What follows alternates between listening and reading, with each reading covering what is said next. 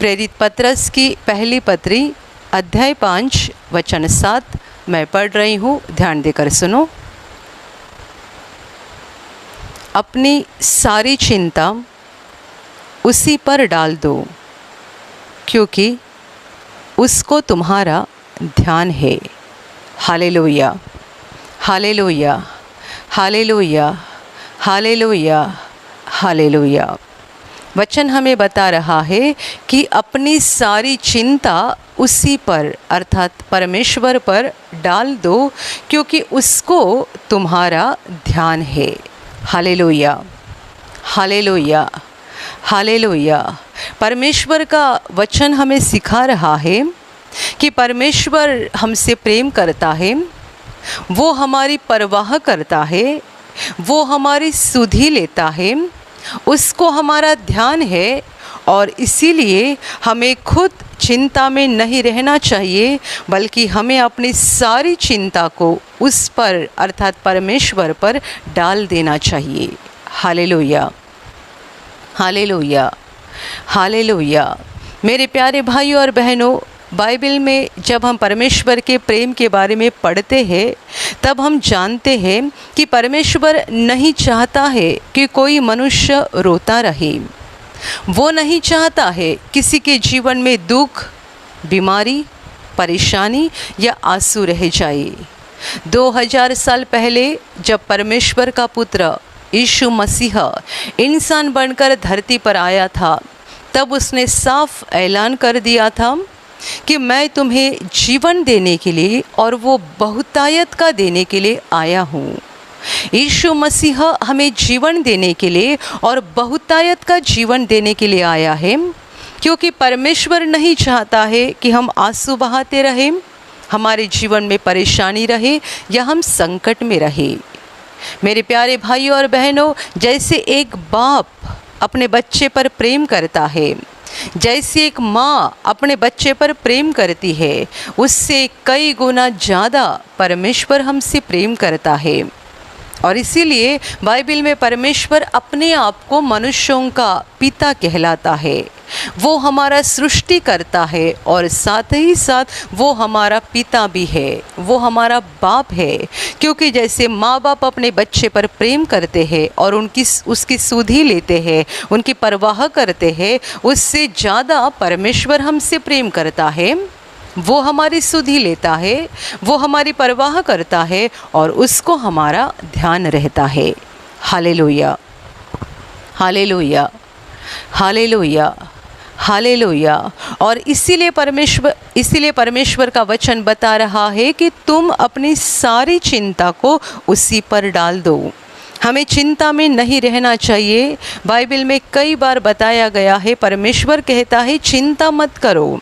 परमेश्वर हमें चिंता करने के लिए नहीं बोल रहा है, बल्कि ये बता रहा है कि तुम अपनी सारी चिंता मुझ पर डाल दो, क्योंकि वो हमसे प्रेम करता है, वो सुधि लेता है। तो हमारे जीवन का कितना भी बड़ा बोझ क्यों ना हो, हमारे जीवन का कितना भी बड़ा दुख क्यों ना हो, हमारे जीवन के कितने भी बड़े संकट क्यों ना हो, वो हमें इन सारे दुखों से, इन सारे बोझ से मुक्ति देकर खुशी और शांति देने के लिए समर्थ है। जो मनुष्य इस सच्चाई को जान गया है कि परमेश्वर मेरा बाप है, वो मुझ पर प्रेम करता है, वो मेरी सुधि लेता है और वो मेरी हर पल भलाई देखता है, ऐसा जिसने जान लिया है और जानकर वो अपनी सारी चिंता को परमेश्वर के ऊपर डाल देता है, ऐसा मनुष्य जीवन में सच्चाई में खुश रहता है, शांति में रहता है, सुखी जीवन जीता है। क्योंकि उसने सच्चाई जान ली है कि परमेश्वर मेरा बाप है, तो मुझे चिंता करने की ज़रूरत नहीं है। मैं अपनी चिंता उसी पर डाल सकता हूँ, क्योंकि उसको मेरा ध्यान है और वो मेरी हर घड़ी सुधि ले सकता है, मेरी परवाह कर सकता है। Hallelujah, hallelujah, hallelujah. मेरे प्यारे भाइयों और बहनों, सबसे पहली बात हमें इस सच्चाई को जानना चाहिए कि परमेश्वर हमारा पिता है, वो हमसे प्रेम करता है और वो नहीं चाहता है कि हम आंसू बहाते रहे या हम दुख में रहे या बीमारी में रहे या परेशानी में रहे। आज संसार में अंधकार बढ़ रहा है, शैतान के काम बढ़ते जा रहे हैं और शैतान मनुष्यों को तरह तरह की पीड़ाएं दे रहा है। वो मनुष्यों को सता रहा है, डरा रहा है, उनको पीड़ा देकर जीवन में पूरी तरह से नाकामयाब कर रहा है, निराश कर रहा है। ऐसे इस भयानक माहौल में ये वचन हमारे लिए बहुत बड़ी आशा है कि परमेश्वर हमें भूला नहीं है, उसने हमें छोड़ा नहीं है, उसने हमारा त्याग नहीं किया है, बल्कि वो हमसे प्रेम करता है, उसको हमारा ध्यान है। और इसीलिए चाहे कितना भी अंधकार बढ़ जाए, चाहे कितने भी शैतान के काम बढ़ जाए, तो भी हमें चिंतित नहीं होना है, हमें व्याकुल नहीं बनना है, हमें परेशान नहीं बनना है, बल्कि अपनी सारी चिंता को परमेश्वर के हाथ में सौंपना चाहिए। Hallelujah, hallelujah, hallelujah. मेरे प्यारे भाइयों और बहनों, ये सच है कि दुनिया का अंत नज़दीक आ गया है, दुनिया को कठिन समय प्राप्त हो गया है और पूरे संसार के इतिहास में कभी नहीं हुआ था ऐसी घटनाएं हो रही है।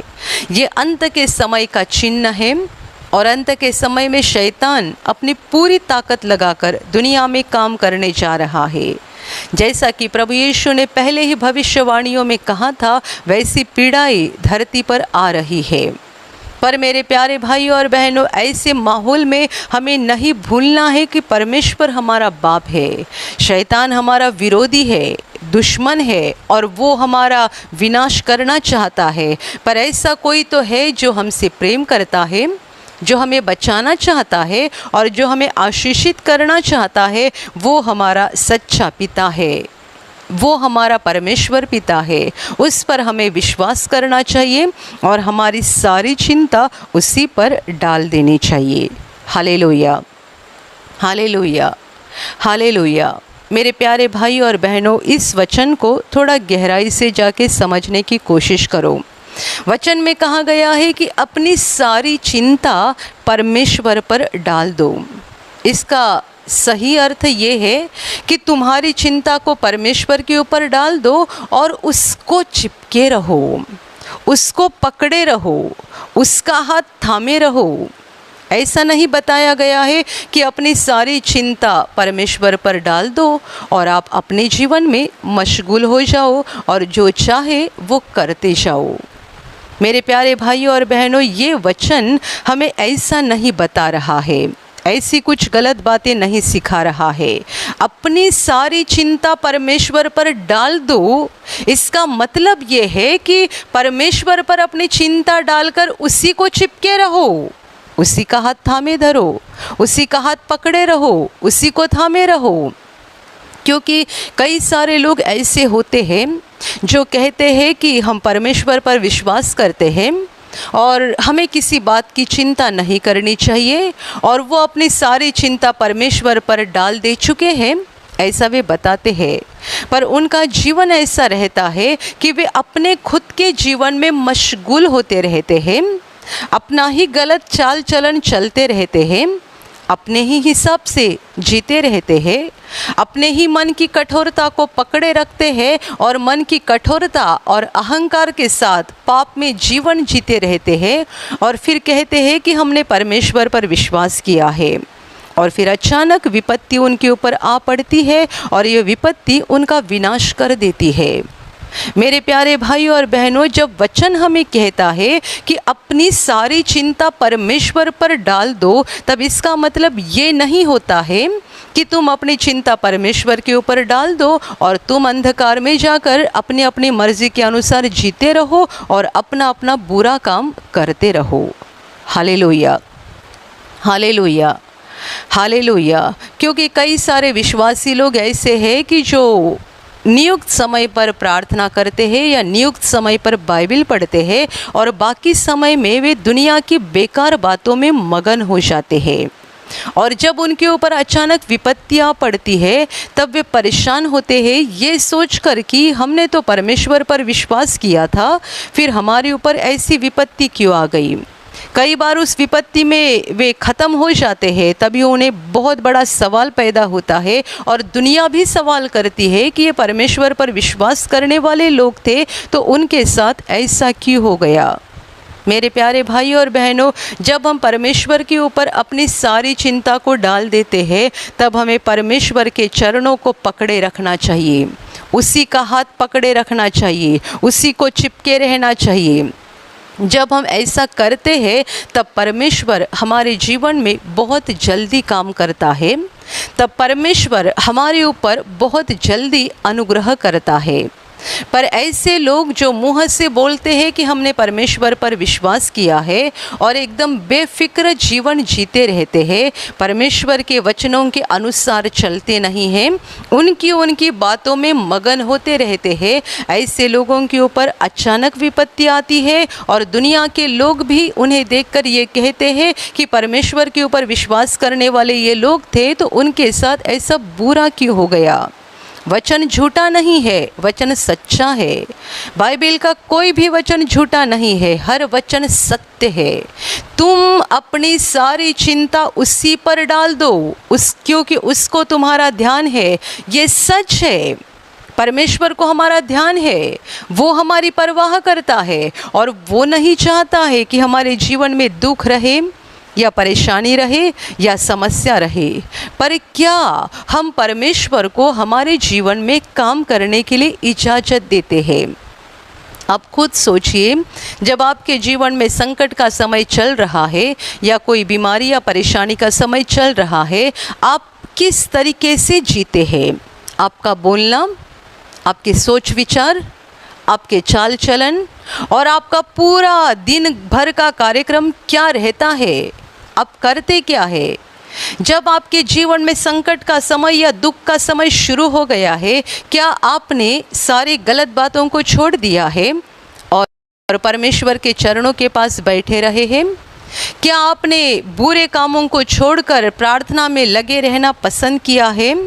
कितने सारे लोग प्रार्थना में नहीं लगे रहते हैं, बाइबल पढ़ने में नहीं लगे रहते हैं और बोलते हैं कि हमने विश्वास किया है, प्रभु हमारा सब कुछ ठीक कर देगा। ये सही है, यदि आपने विश्वास किया है तो प्रभु आपके जीवन में सब कुछ अच्छा कर देगा। पर यह भी मत भूलना कि यदि आप परमेश्वर को चिपके नहीं है और बस ज़बान से बोल रहे हैं कि मैंने परमेश्वर पर विश्वास किया है, तो आपके जीवन का कोई तो दरवाज़ा या कोई तो खिड़की शैतान के लिए खुल जाएगी और वो दुष्ट उसमें से अंदर आकर आपको पीड़ा देगा और आपका विनाश कर देगा। ये मत भूलिएगा।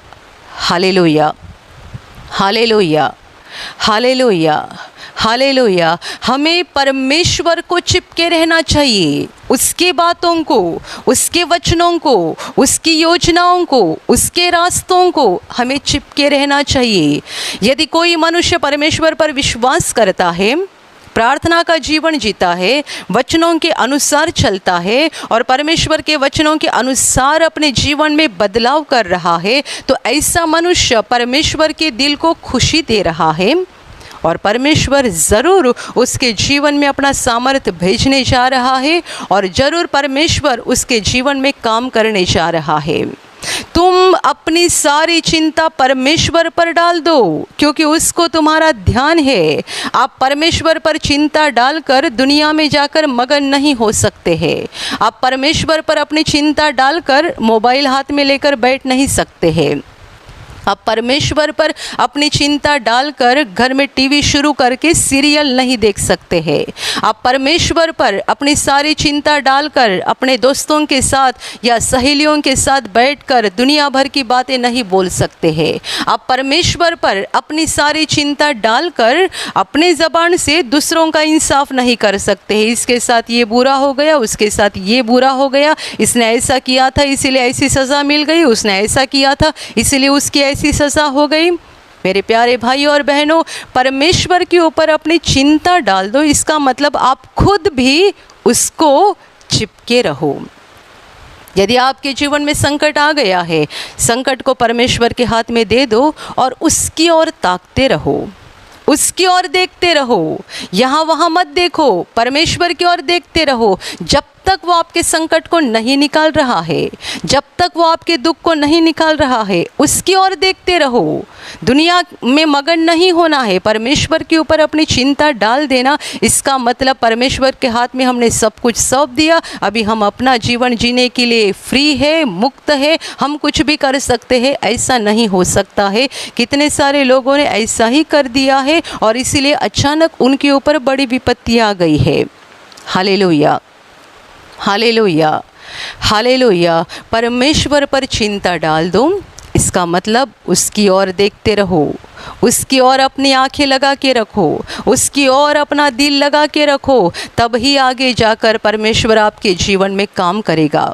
वो क्या चाहता है, जब आपके जीवन में संकट का, मुसीबत का समय आता है, आप जब उसकी ओर देखते रहते हैं, अपनी चिंता को उसकी ओर डालकर उसकी ओर देखते रहते हैं, तब वो आपसे जो बताएगा आपको सुनना ज़रूरी बात है और उसके अनुसार करना ज़रूरी बात है।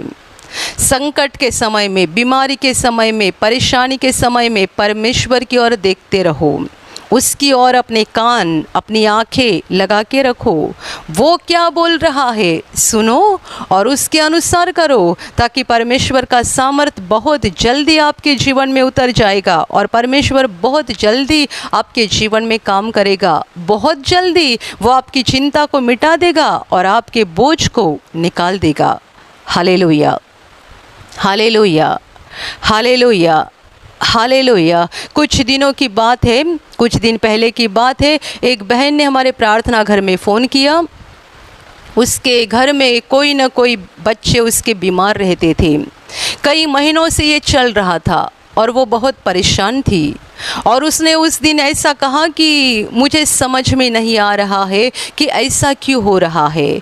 एक लड़का बीमार हो गया, कितने महीने तक उसकी बीमारी चलती रही, वो ठीक हो गया, तुरंत दूसरा बेटा बीमार हो गया। ये ऐसा क्यों हो रहा है, हम समझ नहीं पा रहे हैं।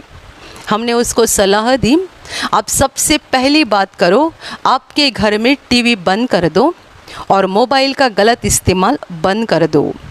घर में टीवी के ऊपर सीरियल, सिनेमा और दुनिया भर की बातें देखना बंद कर दो। और दूसरी बात, मोबाइल बंद कर दो। मोबाइल ज़रूरत के काम के लिए इस्तेमाल करो, बाकी किसी काम के लिए नहीं। मोबाइल का इस्तेमाल बंद कर दो। और उसके बाद घर में कम से कम दिन भर में 3 बार आप प्रार्थना करो। आपके पति काम पे जाते हैं तो कोई बात नहीं, पर आप अपने बच्चों को लेकर घर में कम से कम 3 बार दिन में प्रार्थना करो। आधा घंटा तो प्रार्थना करो, बच्चों को लेकर गाना गाओ, प्रभु की स्तुति गाओ, भजन गाओ, ये प्रार्थना करते जाओ। टीवी, मोबाइल बंद कर दो और दिन में 3 बार आधा घंटा अपने बच्चों को साथ लेकर प्रार्थना करना शुरू करो। उसने सुना और उसने वैसा करना शुरू किया।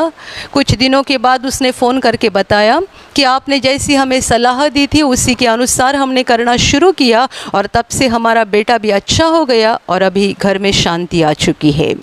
Hallelujah, hallelujah, hallelujah.